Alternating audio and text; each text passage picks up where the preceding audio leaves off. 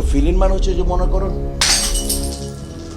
সবাই চমকে গেছো না, this is villain, that is acting. হ্যাঁ, নাম আমার লালু, ব্রেনটা বড় চালু, নাম আমার লালু, ব্রেনটা বড় চালু, বিপদে বললে দুলা ভাইরে ওটাকে খালু। তো এইগুলো মানে ফানি জিনিস মানুষ খুব পছন্দ করে। হ্যাঁ, তো ওই এরকম এরকমই যে নাম আমার মাইকেল, আমি পাহাড়ে চালাই সাইকেল, ইয়াং কালে এইগুলো বেশি ছিল। তো বড় হওয়ার পর তো প্র্যাকটিক্যালি যখন আমি একমাত্র বাংলাদেশে, তোমরা জানো যে ইয়াং ভিলেন থেকে আমি বাবা, নায়কদের বাবা করলাম, তাই না?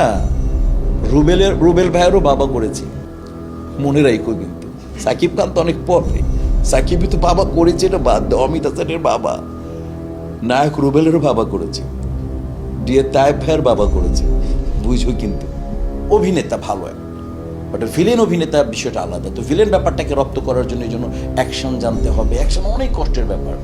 আমার শরীরে একটা অঙ্গ ঠিক নেই, হ্যাঁ, একটা শরীরের অংশ, এটার জন্য ডান্স জানতে হবে, এটার জন্য অভিনেতা আছে, অভিনেতা হল অভিনেতা। এটা শামসুজ্জামান ভাই অসাধারণ অভিনেতা, কিন্তু ভিলেন অভিনেতা কিন্তু বাংলাদেশে ওয়ান অ্যান্ড অনলি রাজীব সাহেব।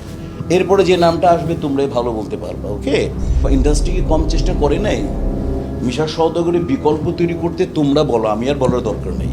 মিশার সওদাগরের বিকল্প তৈরি করতে কে চাই? যেহেতু আমার ব্যস্ততা ছিল, আমার একটা যাই হোক, আমার একটা হিসাব কিতাব আছে, একটা ছবি করতে স্বাভাবিক মানুষের প্রতি একটা নিডস থাকে। তো আমার নিডসগুলো স্বাভাবিক কারণেই অন্যরকম ছিল বা আছে। তো সেই জায়গা থেকে তোমরাই বলো যে আমার মনে হয় তো ভিলেন কে করেনি, শুধু ভিলেন না, বাংলাদেশের সুপার ডুপার অনেক স্টারও, নায়কও তো ভিলেন করেছেন অনেকে। আমি কারোর নাম বললাম না, উইথ রেসপেক্ট।